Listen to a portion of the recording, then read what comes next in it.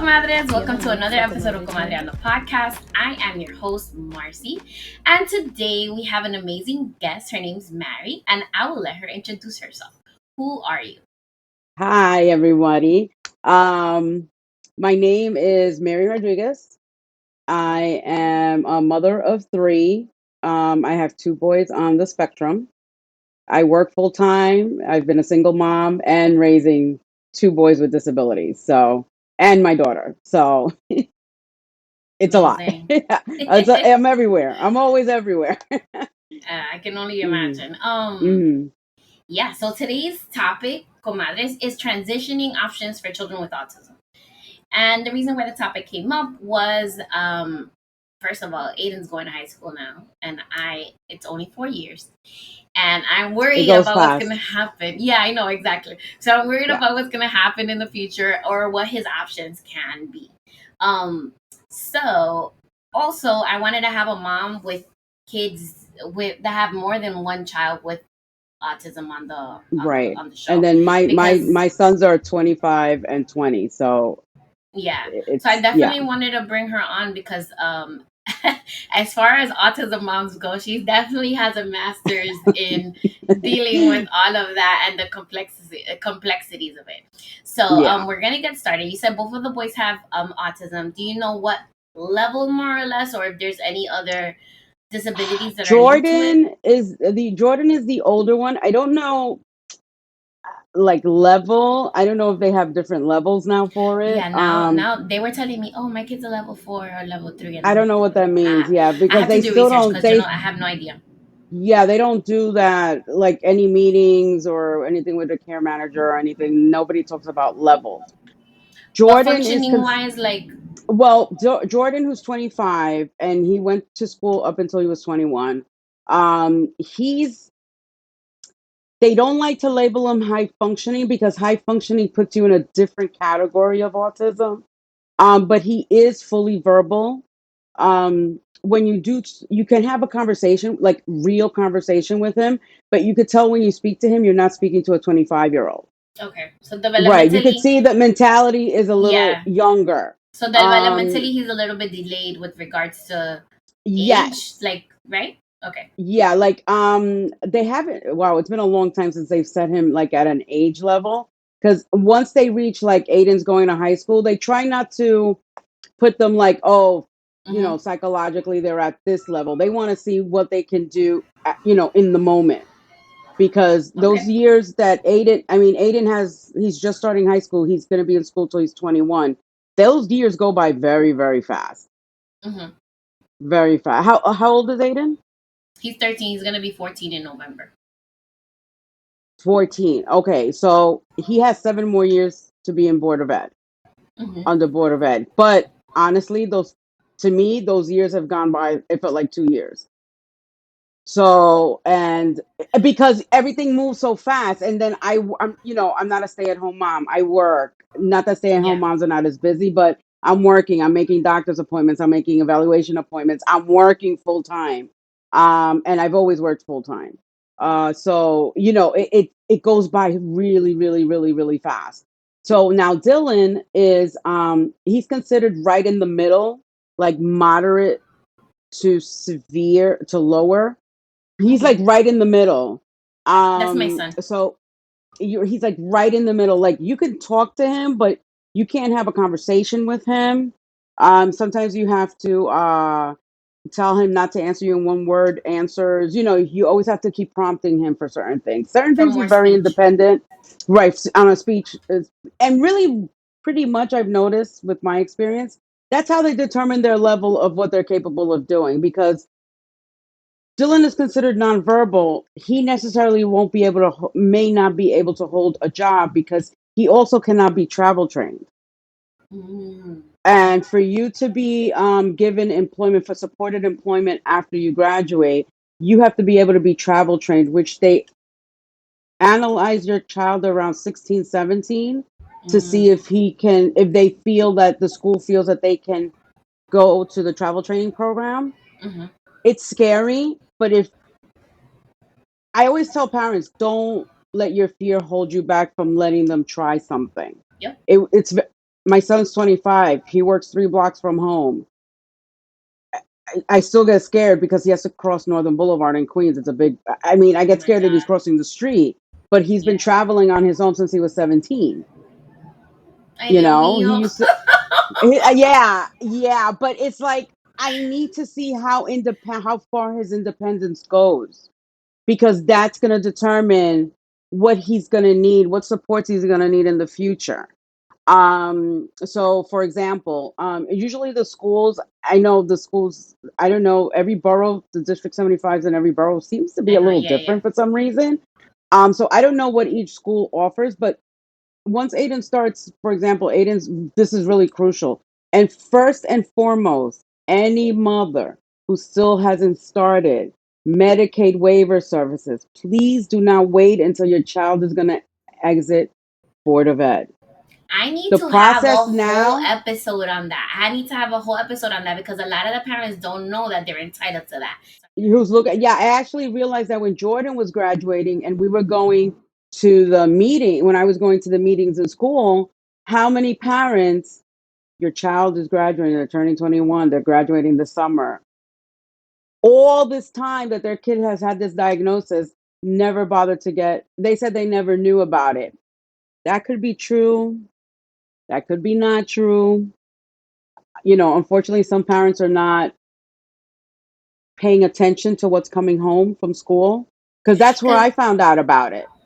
I got the information from school. the whole thing I with didn't me know is any other that parents. I didn't know any other parents when Jordan was diagnosed.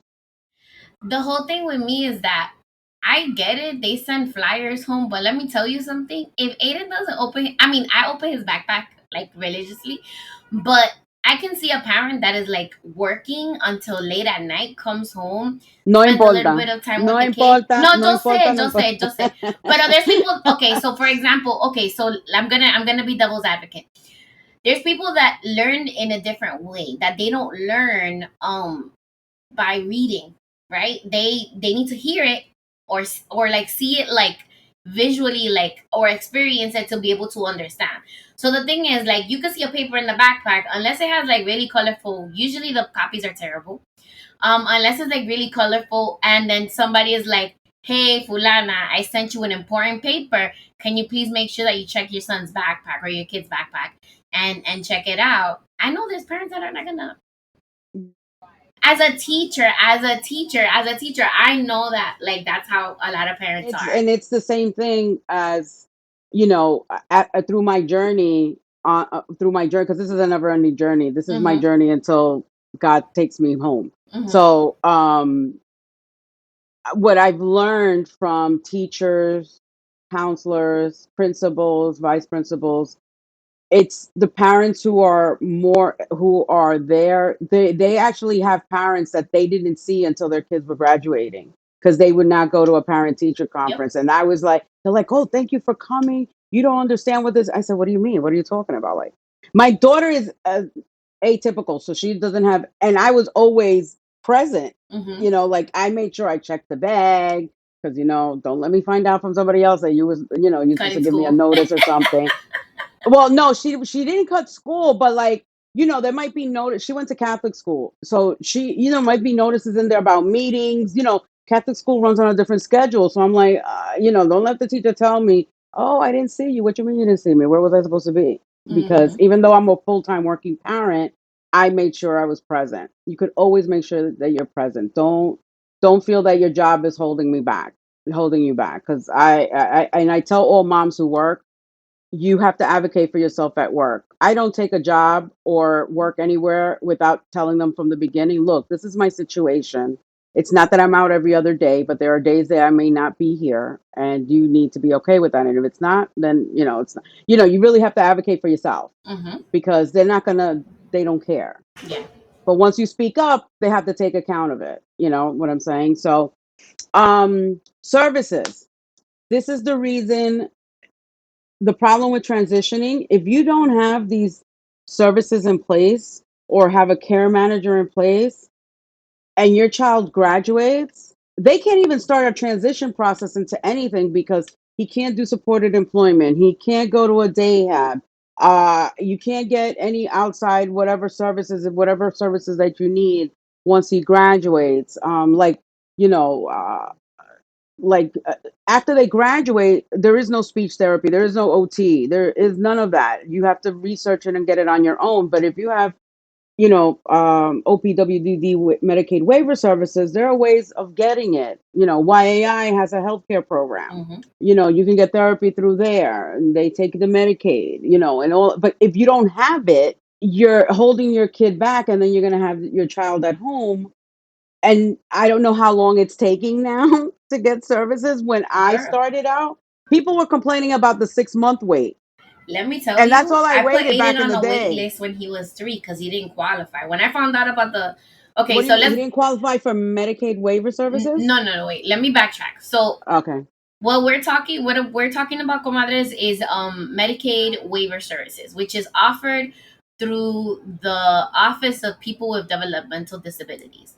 Mhm. These are services that your child is entitled to. Your child is entitled to Medicaid because they have been diagnosed with a disability. And Even this if is, you I'm have sorry, it's them, straight Medicaid, not a Medicaid managed care plan, which yeah, is so different. straight Yeah. Medicaid, right? Through the straight Medicaid, you are entitled to a Medicaid service waiver, which entitles you to all kinds of service, which I have talked about on the program before. So, for example, your child can be eligible for respite, for community rehabilitation, for Aiden's going to camp this week. It's all covered by the Medicaid service Yeah. coordination, Yeah. right? Hmm. You get a care manager that is in charge of a budget that you have, and that person is in charge of getting supplemental services to help your child eventually become independent and be able to function in the community in a certain way. And then now I'm finding out through Mary that there's even more services that they're entitled to. So it is of the utmost importance. If your child does not have Medicaid, go get it. And it's not Medicaid with a plan, it's just straight Medicaid that you need for your child. And even Hmm. if you're a city worker like me, your child still is entitled to that. They can have the plan that you have for them with your job for the city or the state, or the federal job that you have, plus the Medicaid. Yes, because I work private sector all my life, and Hmm. they're on my insurance, and my work insurance is primary, and then the straight Medicaid is secondary, which means that I'm not limited to just Medicare only doctors. I can take them to any specialist that I want, but the Medicaid is there to supplement whatever my insurance doesn't cover. Also, more importantly, are the services, the services, the services, the services. You will not get anything. Supported employment is paid by Medicaid. Their job training, Jordan, unfortunately, his store location is closing supposedly end of year, beginning of next. He works at Stop and Shop. Their location is closing. He'll go back to AHRC. The job, it's their responsibility. Medicaid pays them. This is how these people get paid to help your child. And they get a He lot can of go back money. for job training. They'll work on his resume. They'll help him look for work. That's all paid through Medicaid. You can't just go somewhere and say, my kid needs a job. It's not going to work that way. Yep. It's just not. And it also pays for stuff like the care manager also does all the legwork for you. I wouldn't even know where to begin to look for stuff, Hmm. services. And also there's family reimbursement. I still use it. I still buy Dylan clothes for school. Once those receipts come in, she's asking me already, did you go school shopping? Did you get me the receipts? Where are the receipts? I want to get them in because the budget opens up July 1st. And the sooner you get it in the budget, the better. And you don't get all of it back. But if I spend 300 and they give me 150, oh, I'm happy That's with that. something. Right. And also you have, so once you qualify for the services of Medicaid service coordination, you have to look for a agency that you're satisfied with. It sounds like your agency is really on it. Not every agency is like that, and like with everything with special education, you are entitled to change. And you don't have to give anybody an excuse about anything. They can't give you a hard time. You go ahead and you look for Right. another agency that works with you and that is Right. going to give you the services that you need. Right. Like when you're approved for Medicaid waiver services, OPWDD will give you a list of agencies to contact. And then if you don't like them, you could switch the agency. Or if you don't like the care manager that you have, you speak to their supervisor. I've had care managers. Well, I started back when it was MSC, Medicare Service Coordination. I So that remember goes that. way back. I go Hmm. way back. And it's the same concept. It's the same principle. If I didn't like the care manager, I didn't feel like they were following up or they weren't getting the information that I needed. I would speak to the supervisor. I'd be like, nothing personal, but I need somebody else. Switch it. And there's no questions asked. They don't give you a hard time Hmm. or anything like that. They're like, okay, we'll look for someone to take over the case. And then usually the supervisor will take care of you until they assign the case. Yep. So same thing with an IEP. Don't ever sign an IEP. Don't ever agree to anything. You don't have to. Yep.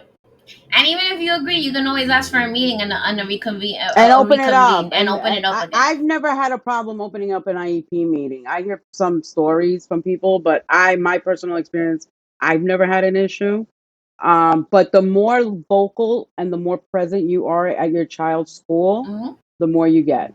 I Because can't those are show the up all the so, time, but I definitely I'm not that show up mom. all the time, I'm but that you're mom either that's getting a emailing phone and call from calling me, and texting all the time. well, depending on the situation, emailing, but I'm calling.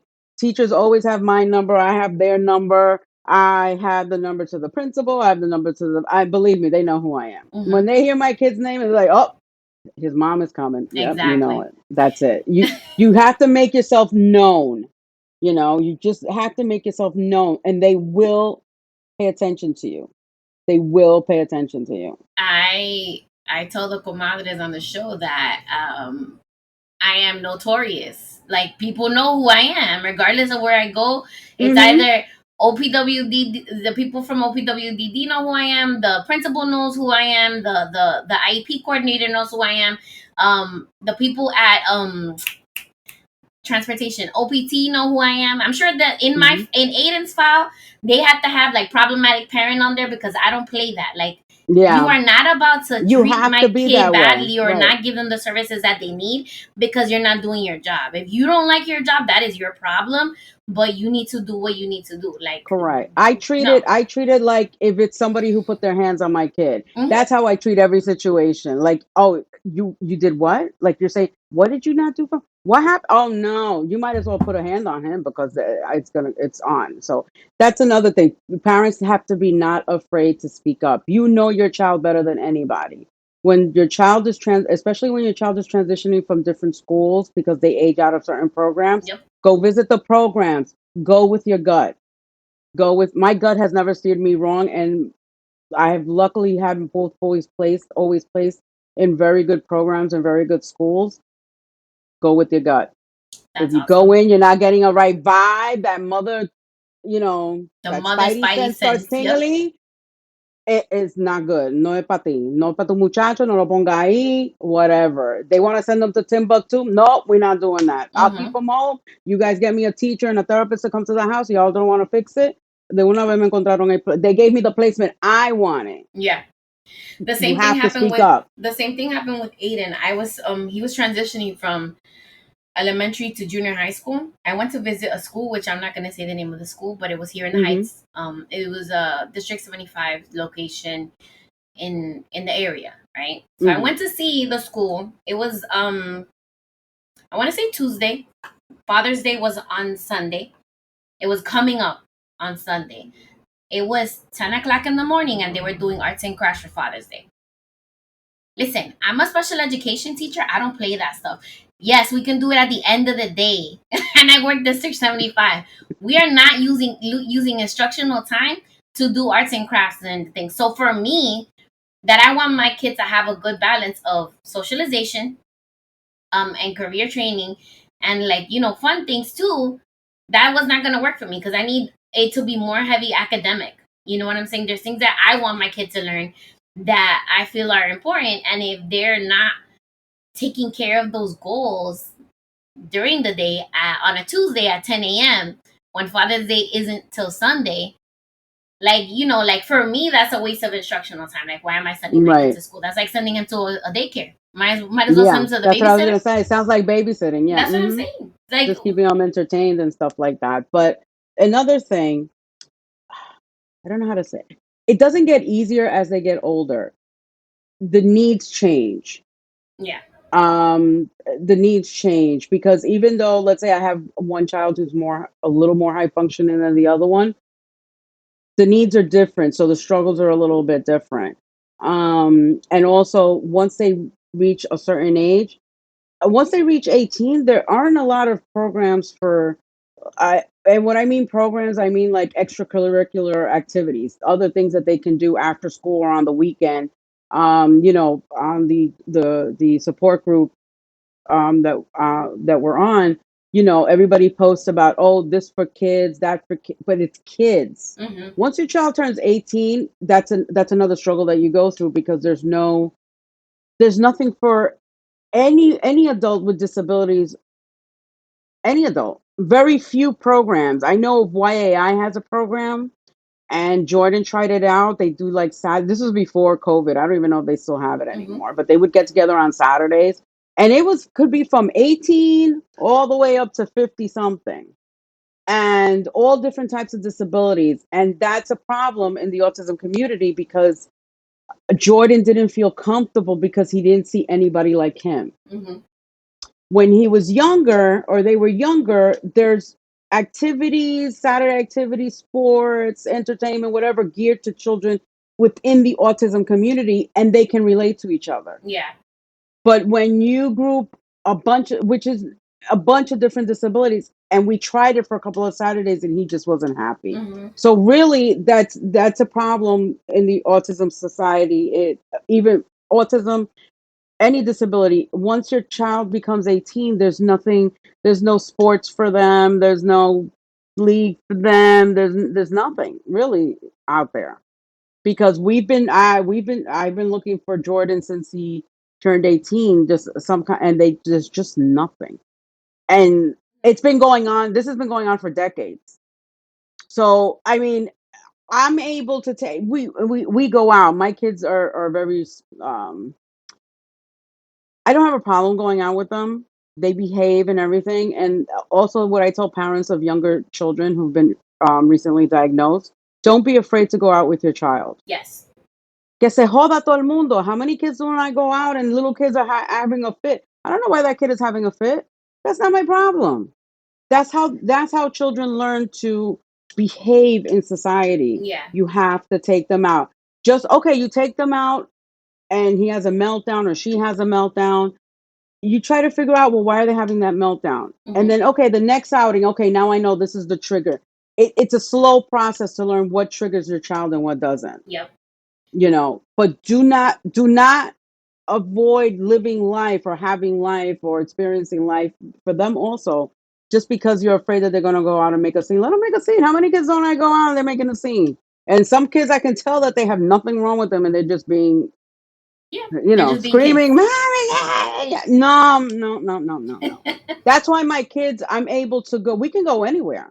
I mean, we can fly on a plane Yeah. without a problem. People are like, what do you can get on? I said, oh, they're the best to go traveling with. Are It you kidding takes me? training though, because the thing is, like, I'm sure it wasn't like that when they were little, and this is like one of my first episodes. When they were little, see, this is why when you brought up that every kid is different, Mm-hmm. my kids never had an issue going out. I was ready for it. Like when we first, when Dylan was little and my daughter Angelica, they were little. I just had them too. We would go out everywhere. We go to the park. We get on a. I didn't have a car at the time. We get on a bus, two trains, whatever we needed to do. No issues. I mean, if they were tired and got a little bratty, but I was able to tell the difference between them being a child and them having a meltdown because of their diagnosis. That's the learning curve in the beginning. You have to differentiate when they're just being a child Mm-hmm.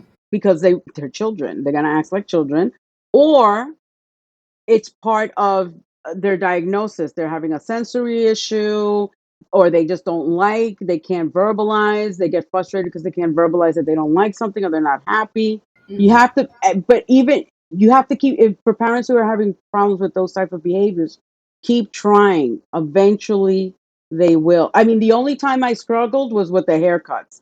Oh my God, I could tell you, it would take three of us to go to the barber shop And let me tell you, yo soy dominicana. I love my Dominican barbers because these men are very patient. Have been very patient with my kids when they were younger. I'm I actually mean, it gonna would have take, an episode with them because I highlighted another barber who does like the same thing. Like he does like an event for kids with special needs. But I want to highlight people in our community that are, Dominican and Latino, that are taking care of our kids and like are learning, yeah. because they don't grow up knowing kids with autism for the most part. You know No, what I'm and saying? it wasn't the barbers that they go to. It's not like they know how to deal with kids on the spectrum.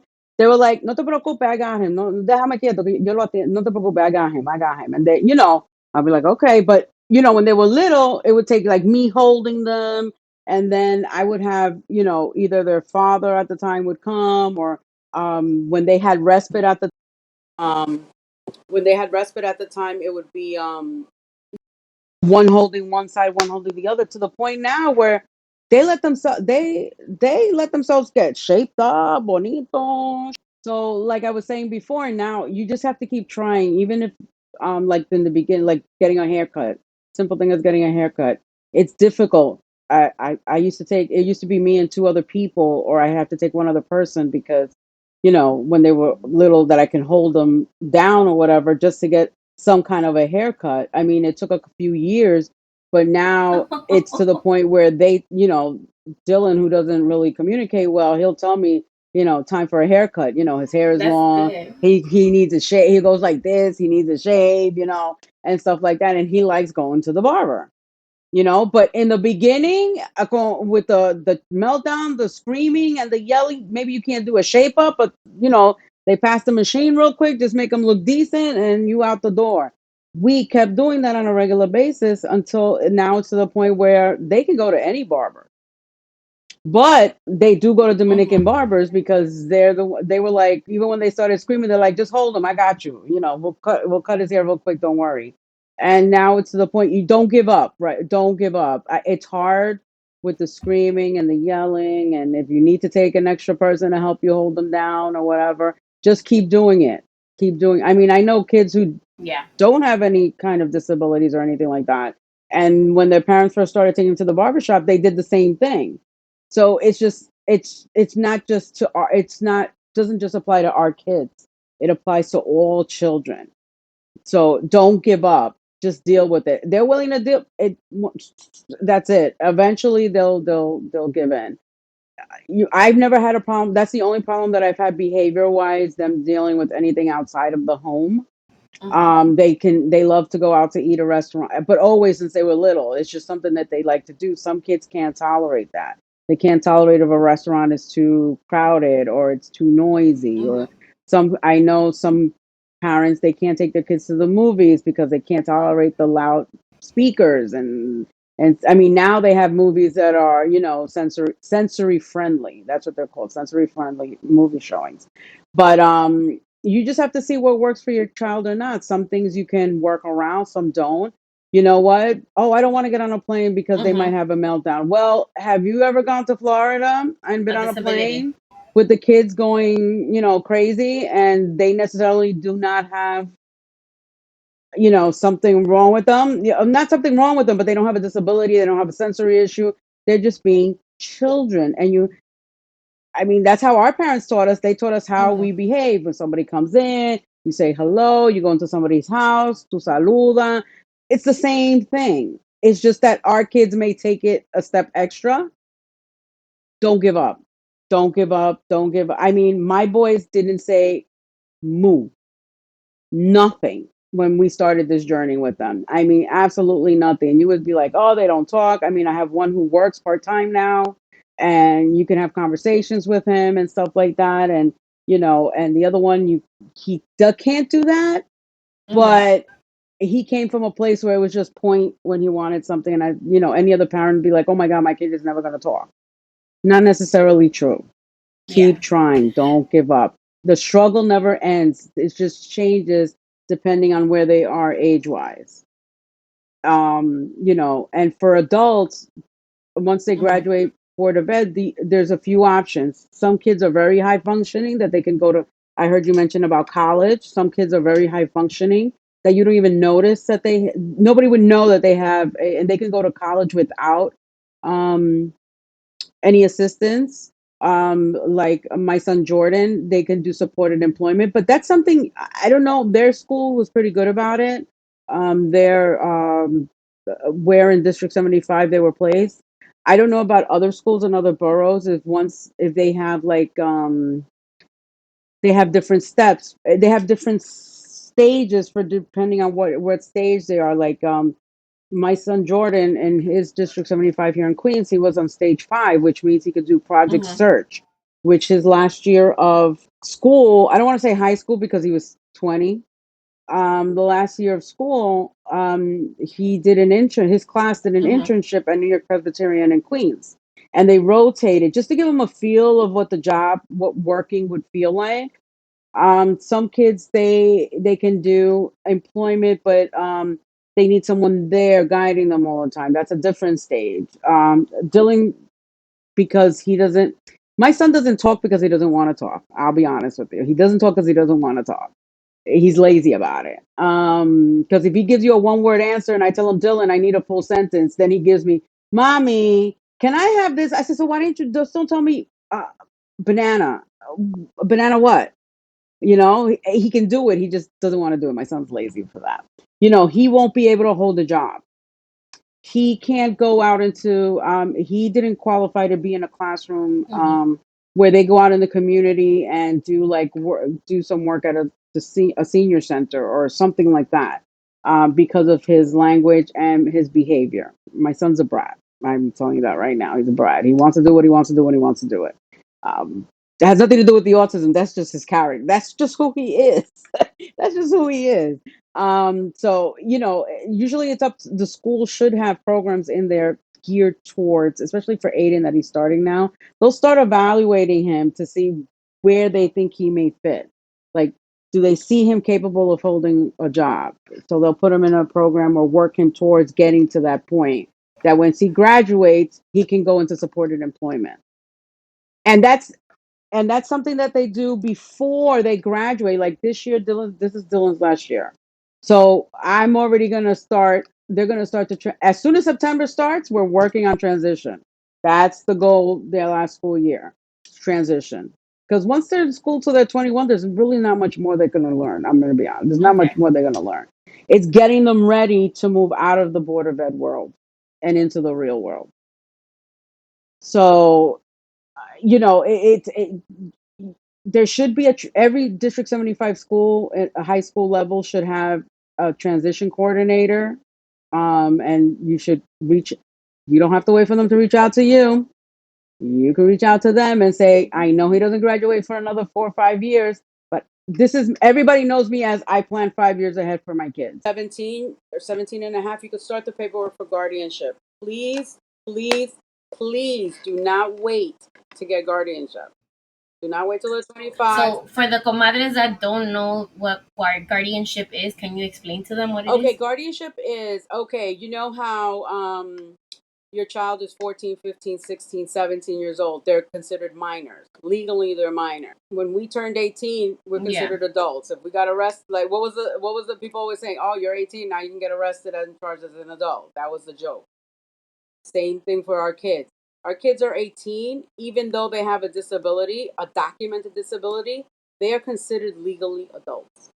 That means unless you have a guardianship in place, you cannot speak for them on behalf of Social Security.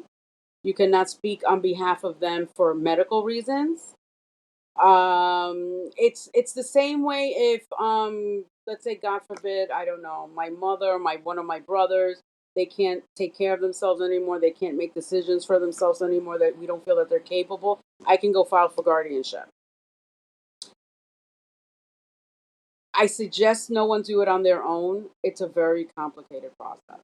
The courts do not make it easy. It's not something, it's a lot of paperwork. I had an attorney involved. He's out in Long Island. He does a lot of this work. He has a daughter with special needs. So I did all of that with him, and it was worth it because he went through all the back and forth going to court, figuring out what was going on. You need that. I've never ran into an instance before they approved the guardianship, where a doctor or if I took them somewhere, they wouldn't let me speak on their behalf. But you never know. God So I want to, forbid. yeah, I want to chime in with that. I know of a case of a mom of a girl with autism who they will not let the mom put her on birth control, nor will they let the mom put an IUD in her. Because she And doesn't have she's the had, guardianship. because she doesn't have the guardianship and she's 21, and she has already had two children who the mom is now responsible for, in addition to her daughter. Oh, Okay? wow. So the girl can't advocate for herself and say, yes, I want this, right? But now the mom can't say anything either. So please don't put yourself in that situation. Not saying that any of our kids are, or the comadres in the program are like that, but you never know. Like, our kids are actually, kids with disabilities are highly sexual beings, and especially because they don't have like the hangups that everybody else has. So, Right. hedging against that in the future, definitely go for the guardianship. Right. But also, God forbid, they're hospitalized. And let's say they need some kind of approval for a procedure. You go ask Dylan something, he may say yes, he may say no, but he doesn't know what he's answering. Yep. Even Jordan, who's fully verbal, he still, when people ask him questions, you see him like kind of look at me to see if he can get for me to answer because he's not really sure, but he doesn't say that he's not sure. So God forbid he ends up in the hospital, and they ask him, oh, we want to do this to you, and he's like, yeah, okay. He doesn't know, he doesn't understand what Yeah. he's saying yeah, okay to. And then by the time I get to the hospital, it'll be like, oh, we did, but why did you do that? Yeah. And the guardianship, once you're granted the guardianship, you keep the original in a safe place, you make tons of copies. I carry it with me everywhere. Like if we're going to go, my daughter lives upstate, we go to Albany to visit her, I carry it with me, God forbid. I get on a plane, I carry it with me. I have it tacked up right in my kitchen. God forbid there's an emergency. You know, like his work knows I'm his legal guard. Even his job, they call me. They speak to him just because he has a right to hear what they have to say. But they'll call me and tell me, oh, this is going on. They're closing the store. We're having a meeting because I'm his legal guardian and they're aware of it. But it's really to protect your child from these kind of things that, God forbid, like a medical thing. You cannot speak on their behalf when you apply for SSI. Once I was only able to apply for SSI when they turned 18 because of my employment. So if you work, you can go to Social Security and find out if your child is eligible for SSI before they're 18. 9 times out of 10, even with the little bit of money some people make, they still can't get SSI for their kids. So I had to wait till I was 18. For me to become the representative payee, which means in Social Security, I make the phone calls. I go to the meetings at Social Security. Jordan or Dylan do not need to be there. The only way I could be their representative, I have to give them a copy of the guardian, because that's the first thing they ask. Do you have the guardianship? So while I was getting him his SSI and working on his guardianship because I was doing it simultaneously, I couldn't be part of the meeting. If I came to a meeting at the office, now they don't do that in the offices, but I would prep him and tell him, I need my mom to speak for me. So when we would get there and sit down, and he would say, excuse me, I need my mom to speak for me. And they said, okay, he gave permission. But what if your child can't, Dylan can't tell them, oh, my mom needs to speak for me. So with like Dylan, since he's considered nonverbal, I got the guardianship first and waited to get the SSI because really honestly, they backdated. Like if you when did you start the guardianship process? Like what age were they? 17 and a half. In New York, you could start the process at 17 and a half in New York. And how long does it take? Depends on the court. Jordan's was delayed 2 years because of a problem at Queen's Surrogate Court. Ay, Maria. There was an internal problem. I'm thinking about my divorce. My divorce took like 2 years. I can imagine how long that would take. But only Jordan's took 2 years because it was a problem within. I'll be honest, because my lawyer told me at the time there was a problem with someone who was handling the paperwork in the Queens County surrogates court, and they were delaying. He said all his cases that were from Queens were all delayed, all delayed because this person was messing up the paperwork. This person eventually did get fired and was holding up people were waiting like left. Yeah, with Dylan, I think Mm-hmm. under a year. Okay. Under a year. All right. It's But always I good to did know. it with an attorney. I know people are like, oh, shop around. There are always. I'm. This is why I said you get a lot of information from your child's school, District 75. They're always having workshops. When they start having workshops about transition, about guardianship, make it a point to attend. The attorneys who run the programs or whoever, they'll give out resources, attorneys to speak to, and all. That's how I found my attorney. I went to a Skip of New York, which I don't even know if they're still around. They Yeah. had a work. That's who I had my Medicare when it was MSCs. That's where we were, and they had a workshop on that. And I attended that, and I think Jordan was 12. So I had the attorney, and I said I can't wait 6 years. I can't even start it. That's what I'm saying. Mm-hmm. It's good to the moms with the young kids recently diagnosed. Doesn't matter how old. You don't have to wait for them to be a certain age to get the information. A lot of the information doesn't change. It hasn't changed. Maybe the process to get waiver services has changed since I did it. It seems to be a little bit more complicated. They want a lot more stuff than before. Mm-hmm. But it's pretty much all the same. That's why I say, please, if you can go to make the time to attend these different workshops. If it's something that interests you, that it piques your interest, but especially transition, anything about SSI, anything about guardianships, please attend. That's where you get your information. I would have never gotten it. I would have never known anything about anything if it wasn't for the school, putting out the information. I don't know about District 75 schools in other boroughs, but the ones in Queens are pretty good about putting out that information to the And parents. one thing I do want to talk about is that there is, for the parents that have kids in District 75, there is an app called Remind. So the Remind app, District 75 is specifically using it to send out information. So Oh, all those flyers and all those notices that the kids get in a backpack from District 75 are going to be put on the Remind app. So just join, ask Remind. your school. Yeah, It's I'll the put the first link time in I the heard show of it notes. because their Dylan and Jordan school in District 75 in Queens was the 721 schools, and they Mm-hmm. use an app, the Blooms app, Mm. Blooms, and they put everything on there. Okay. Yeah. I mean, every school is different, but I know for sure District 75, at least here in Manhattan, they're using the Remind app because Mind I know app. Okay. I have a app, like I have a I guess a group for the kids in his school, and then I have a separate group for District 75. So all the stuff Oh, okay. about Right. graduation and all that stuff, I was receiving it through there. But also, it's like District 75 is having a meeting about such and such, and it gives you a notification straight to your phone. Oh, okay. Yeah, that's great. Yeah, everybody should get whatever app the school's offering or you hear about, download it and use it.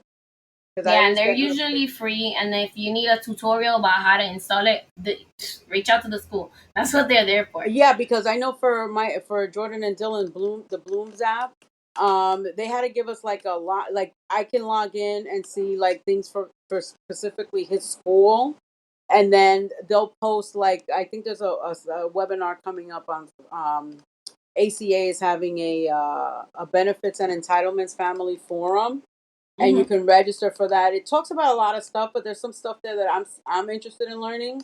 Mm-hmm. So it's next week, so I'm gonna register. But that's how I found out. I mean, I'm part of ACA. That's where their care manager is. They had sent me an email, but I knew that I was gonna see it on the school app because they post everything that they hear from everywhere, and they Got it. just post it so the parents have it there. And if anybody has any questions, um, our parent coordinator at our school is really good.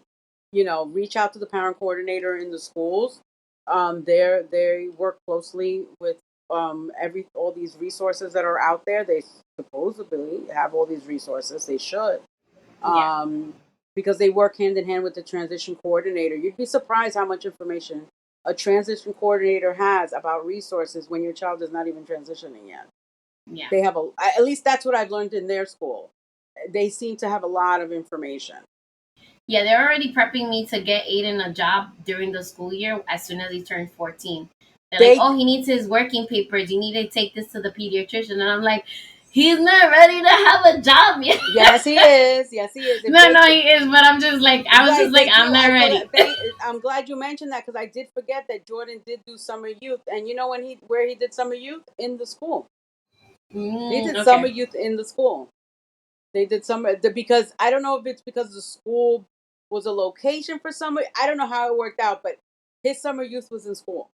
That's awesome. Yeah. Let me tell you, at Aiden's graduation, there was one kid that actually they put him to work with the junior high school kids. He was because they had a combined because it has a high school and a junior high school together, but they're in two different sites. But they did the graduation together. And one of the kids that graduated, which I was like really proud of him, he was working with all the junior high school kids. So he was working as basically like a counselor, not a counselor, but he was working helping them like with peer mediation, how to talk to each other to resolve problems and stuff like that. So he was getting training through the school, but he was doing like, I guess they have a certain amount of hours that they need to do to be able to graduate. So he was doing his hours doing that and helping the people in the dean's office. So, that's another option. The kids can work.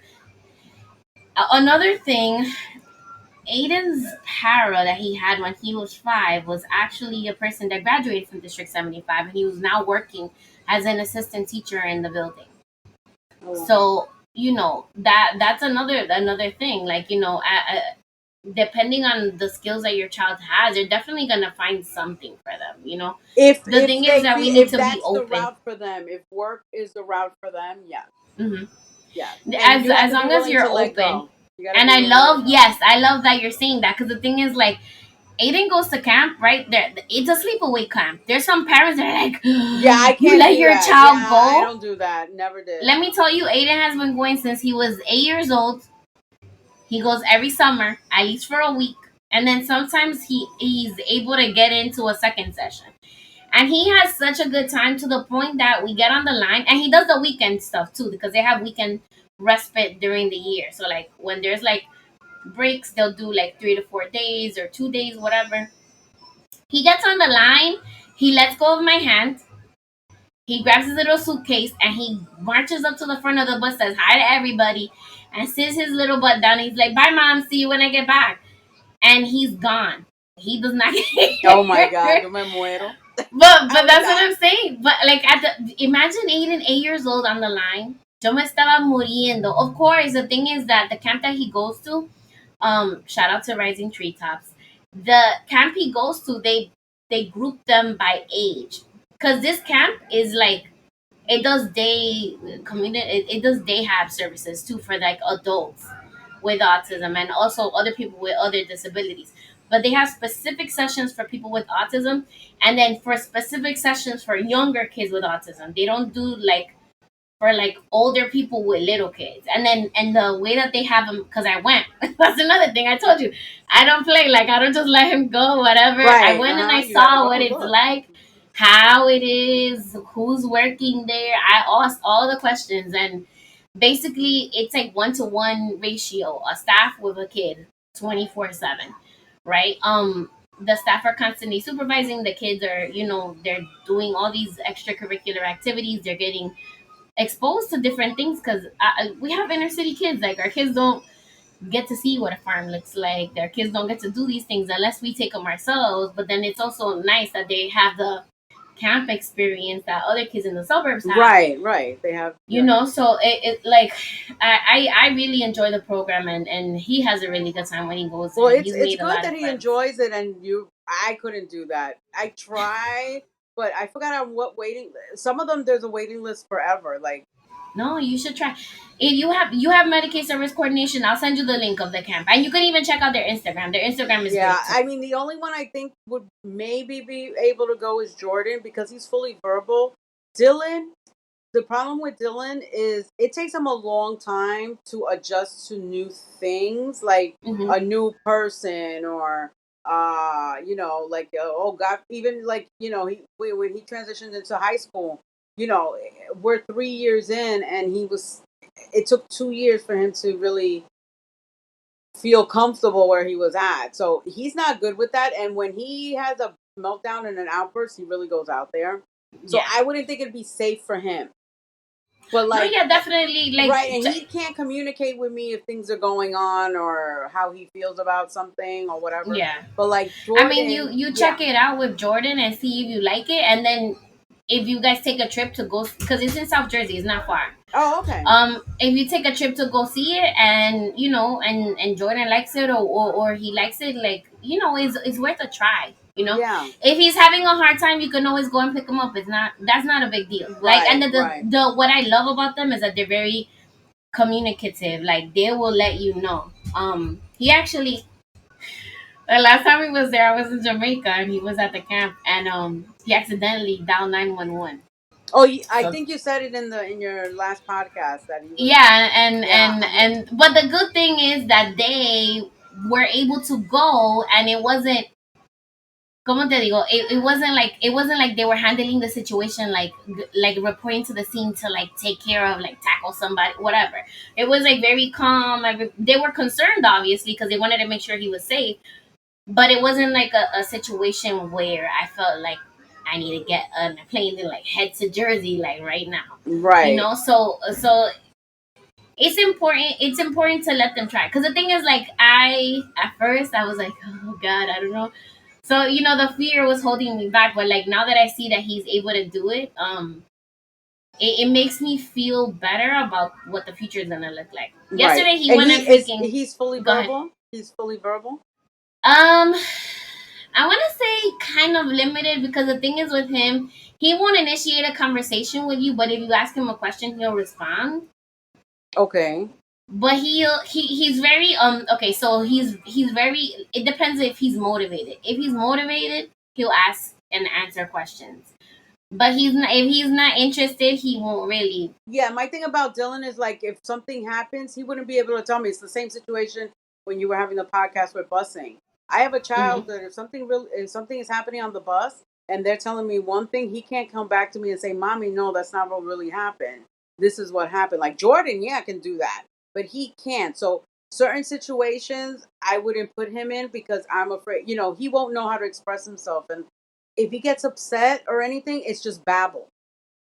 Okay. And he's big. Not that he gets aggressive with me, porque él sabe. But Mhm.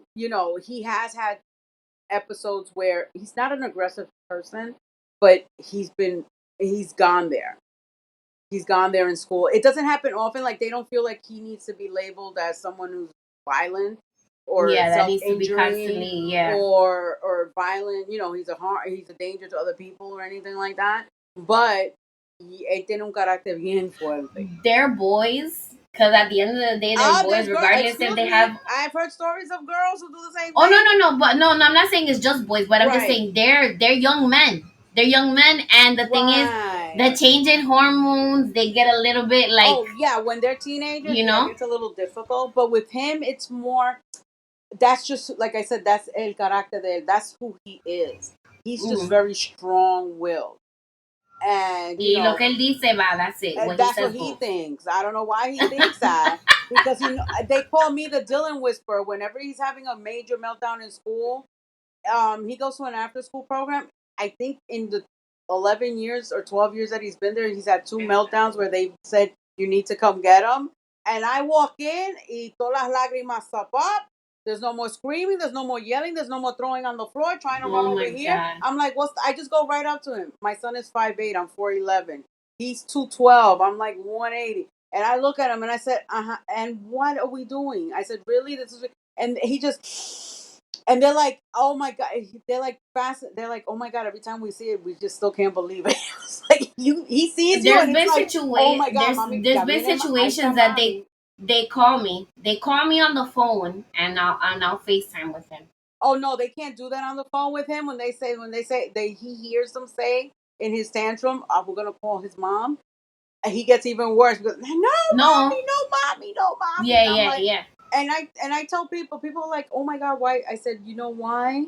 I said, because growing up, I had neighbors and they had a son who I'm not sure what his diagnosis was, but the mother, she was a big woman. She must have been like 6 feet. When her son got older, she could not handle him.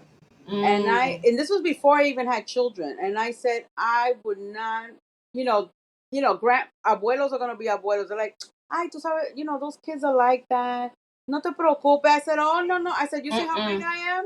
I No. said, I need to be able to live with my son because the last thing that I want to do, which there's nothing wrong with it, me having to put my son in a group home because he cannot live with me because I cannot handle him, you know? And also that is also another option when they graduate, depending on, for example, Jordan has two ex-classmates who worked school with him, and they actually ended up working in the same supermarket. And they Okay. eventually decided that they wanted to not live with mom and dad. And they happen to be twin brothers, and both twin brothers are on the spectrum. And they work with Jordan, and Jordan told me, he says, oh, they moved to Brooklyn. And I said, oh, the whole family moved to Brooklyn. He said, no, just Leo and Vlad. I said, excuse me. I said, move where? And he says they live in a group. He's like, remember, because I took him to a transition meeting where they had a video about services or whatever. He says, remember when Mm-hmm. we saw the video when I was graduating? They were talking about how you could live in a home, and I said, yeah. And he was like, yeah, that's what they did. Social Security and Medicaid pay for that. Yeah. They're working, but they're still, because they wanted to live independently, you know. So And I wanna. Go ahead. that's not an option for me. I always say it's not an option for me. I've asked Girl. Jordan, is that something you want to look into? And I'm in my head going, and he was like, no. He looks at me funny, and I said, I'm not trying to get rid of you, because he gave me a look like, are you trying to get rid? He's And like, you want to get rid of me? Oh I'm like, no. no. I said, but now that you actually know people who have done this, do you want to revisit the idea? And he was like, no, I'm fine living at home. I said, okay. But for some parents, that's the option that is another option after they graduate, whether they're going to live at home, because they ask you this every year. Is the plan is that they're going to live with you at home? Is the plan is that you want them to go to live in a group home? And then, I mean, I haven't gone that path, so I'm not really familiar with it, but it is an option. It's not an option for me at the moment. Yeah. I'm still alive, viviendo y coleando. You know, you do have to think about, and it's hard because you think about it from the moment you get the diagnosis. I'm not going to live forever, and you really, really, at some point, need to sit down and have that hard conversation with yourself and decide what's going to happen when you're not around. Yep. Whether you die of old age, you die unexpectedly, you get sick unexpectedly and you don't get better, you just don't know. Yeah. Some people have a plan, that this is another thing that's important about guardianship. I have guardianship of the boys plus their father. We're not together. But eventually, my daughter doesn't want to become responsible for her brothers. That's a personal choice. That's a story in and of itself. She told me that she doesn't want to. Because when you go through the guardianship process, if there is an adult sibling, they have a right to become a guardian. And if they don't want to be a guardian, they have to sign a paper, a legal document that's part of the guardianship uh, package, waiving their rights to guardianship of their younger siblings. So, me and him are having. I'm 52. He's going to be 50 soon. So we're starting to have the talk about who are we going to add onto the guardianship, because you have to sit down and make the hard plan. Do you have someone who can take them when you're not around? Who's going to be responsible enough to do that? And if you don't put them on the guardianship, God forbid something happens to you, they can't take over. They can't go to Social Security and say, look, I'm on the guardianship. This is a death certificate. This guardian died. I'm going to be the representative pay. It's very important, but it's a hard conversation to have. And we're already having that conversation about who we are going to put on the guardianship, because So muy pano. We don't put our parents in homes. We don't put our sick Kids in homes. kids in homes. It's not our culture to do that. I mean, we don't put our parents in homes. We'll get a home health aide and have them come to the house. Like, we don't put our parents in senior living or anything like that. It's just part of the culture, and it's not something that I want. It is a backup in the event of neither one of us or there's nobody around. That, I have it in their life plan. When you have a care manager and your kids turn a certain age, they start having life. I think it's 18. They have a life plan, even though they're in school. So, well, let's say they're in school still, they'll have the life plan and the IEP. The Yeah, they life. have the life plan before they turn 18. As soon as you start with the care manager, It's they not called a life plan though. It's called something oh, different. It's called something, I forgot what it's called, but it's not a life. A life plan is a little I different. thought it was called a life plan. I don't think I'll so. look it up. I'll look it up, comadres, and I'll put it in the Yeah, notes look and it up, but the difference between them. they didn't start calling it a life plan with me until Jordan started 18. Because they've been calling You it a know what life it plan is? meeting. No, you know what it is? When they're not under 18, it's an ISP. ISP. I S is in Sam P. I don't know if with the chair it changed to ACA that they're calling it something different, but the coordinator always calls me and she's like, "Oh, we need to have an Aiden's life plan meeting." But I feel like the stuff that you guys discuss when they turn 18 is different Way than different. like Even though now. they're still in school, the goals are different. Right, the goals are different. Even if they're 18 and still in school, the goals are different. So, I have it.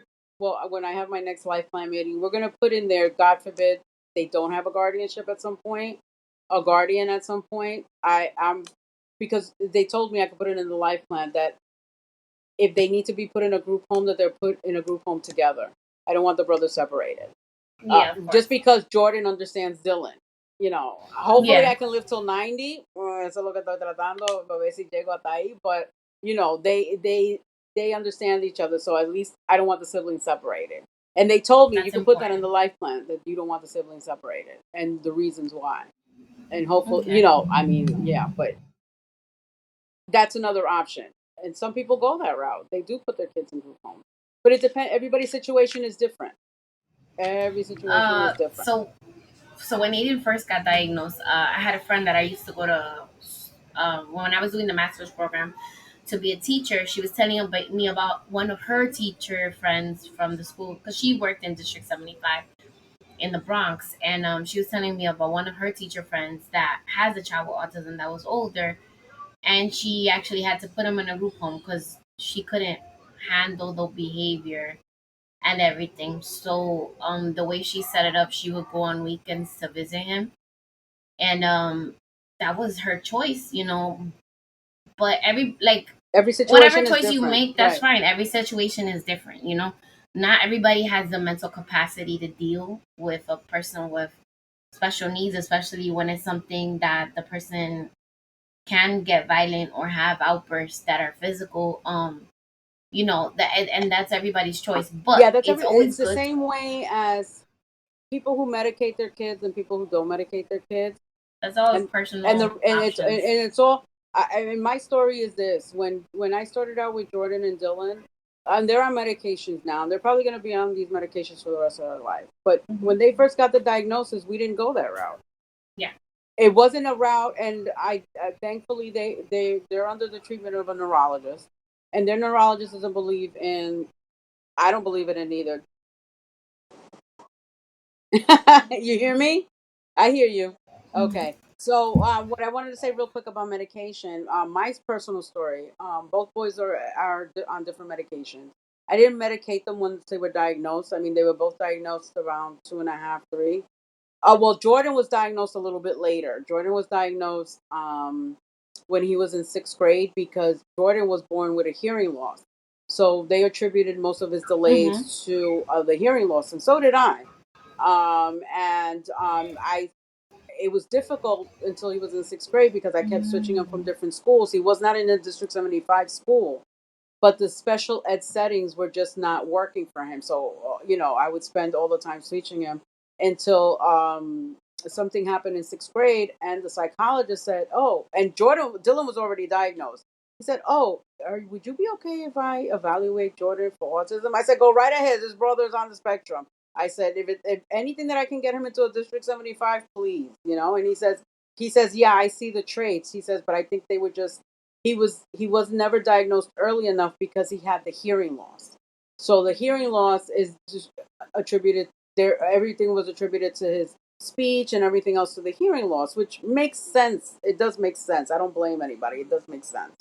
So Jordan got medicated a little bit later on, but Dylan, Yeah. when he was like in kindergarten, I got to the point where they were calling me every day, and I would leave work to pick him up because my poor child was spending the whole day in a corner dealing with all Yeah. these behaviors, and a para would just stay with him all Yes. day just to keep him calm.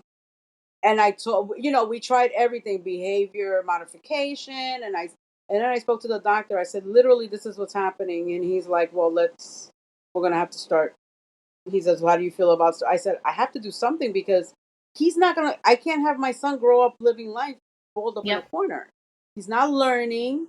He's not doing anything. He might learn. He might be okay for an hour, and then the rest of the day he's done. I said, I can't. So it's my choice. Yeah. Yeah. Yeah. And the medication doesn't one of the medications that they take doesn't cure the anxiety. It helps them cope with it better. Mm-hmm. And it's the same thing. It's like like if you could be on an anxiety medication, I could be on anxiety medication, but if I don't put that's just to help me because whatever I'm doing is not Yep. enough. And also we have to realize that autism is a neurological disorder. The It, brain is very complicated and intricate. I'm not giving my kids exactly. medication. Nobody It's needs not to know like that they're before on when we were medication. growing up. Somebody had an issue and they gave a medication. Hepatai bobo, drooling. No, it's not that. Same thing. Both my boys take ADD medication because children and adults with autism are little, attention deficit. The focus is all really off. It doesn't cure it, but it helps them because they're frustrated because they're trying to focus and they just can't, and that's very frustrating. And that the frustration brings out other behaviors. So I'm not saying that everybody should medicate their child, but don't feel stigmatized if you decide to medicate your child. And the only one who knows that you're medicating your child is you. And don't ever need to. And you that's something that you discuss with your doctor, the specialist who's taking care of your child. Don't let somebody in a school or what I think a para made the mistake one time in an IEP meeting, and I was like, she must not know me because I turned around and I said, she does not know me. She said, oh, why don't you put him on medication? And the teacher was like, you need to leave right now. And I looked at the teacher and I said, she doesn't know me, right? She's new. And he's like, yeah, she's new. I said, she doesn't know me, right? I said, it's none of her business. And I spoke to the vice principal. And she got reprimanded for that. She wasn't allowed to sit into the IEP meeting. I said, I've never had anybody in school tell me that I First should of all, medicate that's my child. illegal. Are Number you one. kidding me? Number two, she's not a doctor. She's not a neurologist. She's That's not a why the teacher specialist. asked her to leave. Everybody just stood quiet because they knew me, and I was like, even I looked at the even teacher. I me, said, I'm a autism mom, right? And I have kids that are, may need to be on medication. But the thing is, with our community, it's so stigmatized that I would never, ever, ever. but I wouldn't have. But that's like me telling another parent how to I take would how like you should if be they parenting have your child. concerns. I No, if wish you they have would. I wish you concerns, would tell me I how bring it. I put it right, back on them. I'm like, have you spoken to your pediatrician about that? Have you spoken to the specialist that's dealing with your child about that? I'm not gonna put myself out there right. in a situation where I could get sued. No, that kid right there, the one that's in the room playing all his video games and stuff, that's my priority. This job is a job. I'm not losing my job or getting something in my file because I spoke out of turn or I made a suggestion that was inappropriate. So definitely, if somebody says something Right, that makes you feel right. uncomfortable, definitely bring it up to the supervisor because that's not okay. Right. But if you do see behaviors with your child, if your child is not under the care of a specialist and the pediatrician, Yes. mention it to the pediatrician. Maybe it's time to go. because since Dylan was the first one diagnosed, my doctor was their pediatrician was the one who sent me to early intervention with Jordan because he wasn't talking, and I was like, oh, I spoke late. My mother says we all spoke late. That's how we grew up. I hablo tarde, yo hablo ahorita. And and he was like, no, just call. He says it's free. I said, I'm not worried if it's free or not. I just, my mother said there was always a history of us speaking late. I'm an oldest of 6. She said we all spoke late. And he's like, but it doesn't hurt. And, come to find out, especially with Dylan, Jordan, they just didn't do the autism. He did get early, thank because God. of the speech delay. Not the speech delay, though. Because of the speech delay, he wasn't speaking, and because of the hearing loss. He was born with a hearing loss on his left side. He hears fine because he was born that way. His right ear is fine. It's just that he has that hearing loss, but thankfully he got the early intervention at 3. And with Dylan, it was just, when he wasn't talking, I told the doctor, I said, is the number still the same? I'm going to call and have them, and then he was like, with Jordan, he didn't refer me to a specialist, but with Dylan, he says, you know what, let me refer you to this neurologist. And he's pretty well known in the autism community because when I throw his name out there, his name is Dr. Rami Grossman. He's out in New Hyde Park. He's very good. Very, very, very good. I've referred a lot of parents to him. He was like, I'm going to refer you to a neurologist because this is not something for me I don't feel like that's something that I need to deal with. Let me refer you to this doctor and let him do whatever he needs to do, test, questionnaire, whatever. And we've been with the same doctor for Dylan's 20. That's amazing. 17 years, 18 years. Yeah. And he'll see them even as adults, because he's licensed. He's licensed also for adult neurology. Like he even told me, he's like, you want me to give you something for anxiety? I was like, no, I'm fine. He says, I'm licensed to treat adults. I just specialize more with kids. And I said, no, that's okay. Let's change gears a little bit. So tell me about your life now that the boys are bigger. Okay. I know you said that it doesn't get easier. You basically, they have different needs. But what about you as a woman, not just a mom? Like, what do you plan on doing now that the boys are older and? My life hasn't changed. My life hasn't changed. As a woman, I was in a relationship for about 7 years with someone that I knew for a very, very long time. Okay. It didn't work out, and I think it hurt my boys more than it hurt me, and that's where my hurt came from because it was unexpected. The breakup was really unexpected, and they got close to him, like to the point where Dylan still calls him daddy.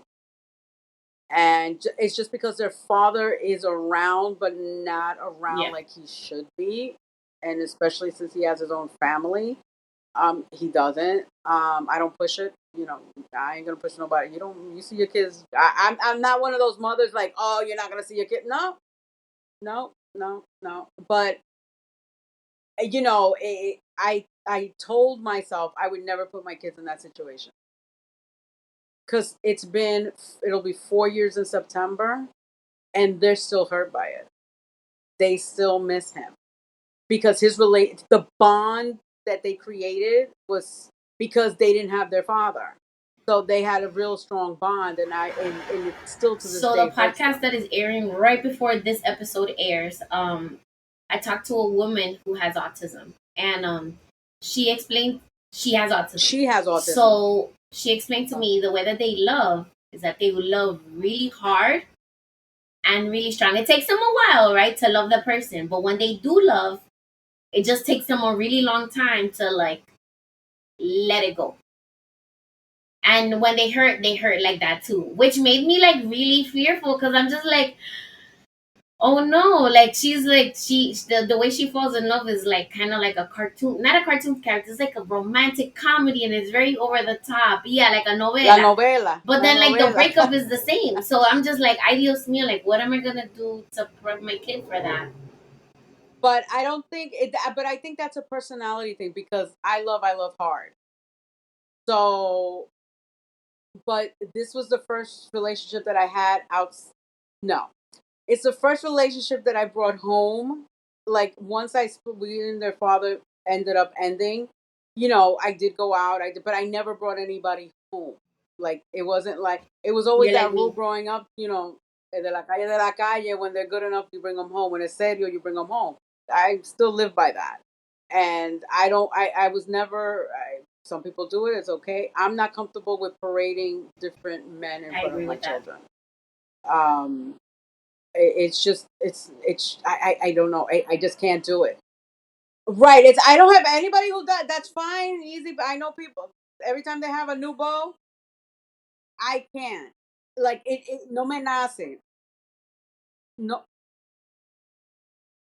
no. And one, I'm so super. That's all on people's preferences, right? But I'm not the type to be bringing every, Moluke and Harry all around my kid. Joe Perencejo. No, I'm not bringing those kids. Those unless I know that that person is trustworthy and that this is gonna be a long term thing. That this person is gonna be in my child's life. I'm not putting him through that. Why?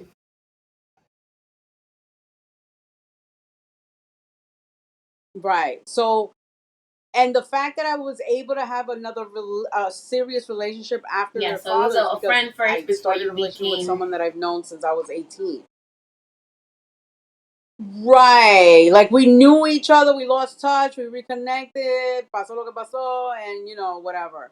And, I did it, like I said, the breakup was unforeseen. So even and it's tough for them still because he's the one who takes them to the barbershop. He's the one who takes them for a haircut. They don't want anybody else to take them for a haircut. They don't know how anybody else But like to them that's pero it. tampoco, I'm sure you're not the type of person that you're like, oh, it's over. You can't see my kids or nothing like that. But are you okay Well, with them having a relationship with him, even if it's not like a kind of yes, fatherly? even though it's a little, even though now it's not. He's not making the time to see them as much as he did before, and I can see that they sense that. I don't bring it up to them because it's a tough subject, especially with Jordan, because he's probably the only one I can have a real Mm-hmm, conversation mm-hmm. about. But there have been times when he's come over, and Dylan's the one who's really close with him. Like, Dylan's not lovey dovey with anybody, but with him he is. And there are times when he comes and he just like Dylan's like, I don't want to hear you. You did me the favor. Okay, fine, whatever. Like, don't talk. And he'll say it. He'll be like, he's mad at me. I said, yeah, because you're not coming around anymore. You can't tell them that you're gonna be around and not be around. It's the same thing. Like when their father, like, oh, I'm gonna be around, and then you're not around. I said, but it's Yeah. different. It's different. So me meeting somebody is not no. It's just me. I just work and take care of my kids, and All that's right, it. Muhen. What do you do for self care though to take care of yourself so that you're in a good space to take care of the boys? I've been practicing Miss Martial Arts for over 10 Excuse me, years. you can kick somebody's butt. I could before, but now I can do it with a little finesse. That's what I tell Okay. people. I love that. I could hurt But somebody it real bad. helps I you. mean, It helps you it'll look kind of nice when become I more do zen, it. right? It helps you become more zen and like more. Yeah, I go to I don't know if you ever heard of them, Tai Yeah, yeah, of Chi. course. So I've been there 10 years. I haven't been consistent, but I always go, regardless. Even when I put on the weight, menopause, whatever, I still go. But I do that. But other than that, nothing much because work takes up most of my time, and then I come home, I deal with the kids. We like today's Friday, so Friday is movie night, so we'll watch something on Disney Plus or something like that. No, I think if I wouldn't have had that relationship, I still wouldn't have had a relationship after their father. One, I don't go anywhere to meet anybody. Where am I gonna go? I have nowhere to go. I have to find. I can't leave them alone for too long. Do Like you do you do you somebody. have a respite worker or ComHat person? Not anymore. Not since COVID. But you can still have somebody.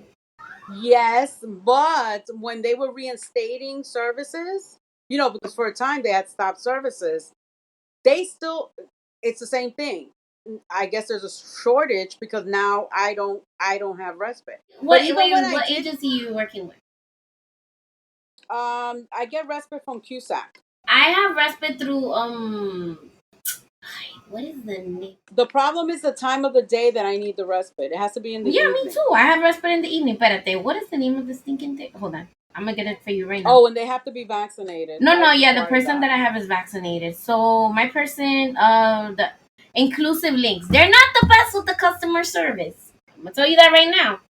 But they do have workers that are working, and I did have an emergency in November that I no longer had the respite worker that was working with me able to work because they had an emergency, had to leave the country. So they were able to get me somebody from the neighborhood that is able to work with Aiden. And this is the person that is taking him, like picking him up off the bus and taking him to different things in the community and all of that. So I can give you the information for inclusive links. Right. Because I've had like, because that's important. Let me tell you, if I didn't have the respite worker, I wouldn't do all the stuff that I do. But even when I had the respite worker, I didn't do everything that I wanted to do because where am I gonna go by myself for 3 hours? Like, hello, we're gonna hang out now. That's it. We're comadres. Like, forget about it. So, comadres, thank you for spending time with us. And I'm going to end the show how I always end it, which is follow me at Comadreando Pod. And you can follow Mary at, drop your hand. Oh, Disney_Warrior Mom 316. Okay. And if you have any questions at all, please, for me or for Mary, please feel free to send me a Comadre-Gram at my new email, comadres, which is Marcy at comadreandopod.com, or slide up into my DMs. Thank you for spending time with your comadres, and I will see you guys. We can go on all night. Yeah. We can go on for hours. So just Mary, thank you so much for being on the show. Oh, thank you for inviting me. All right. Take care. Do you have a minute for comadre time?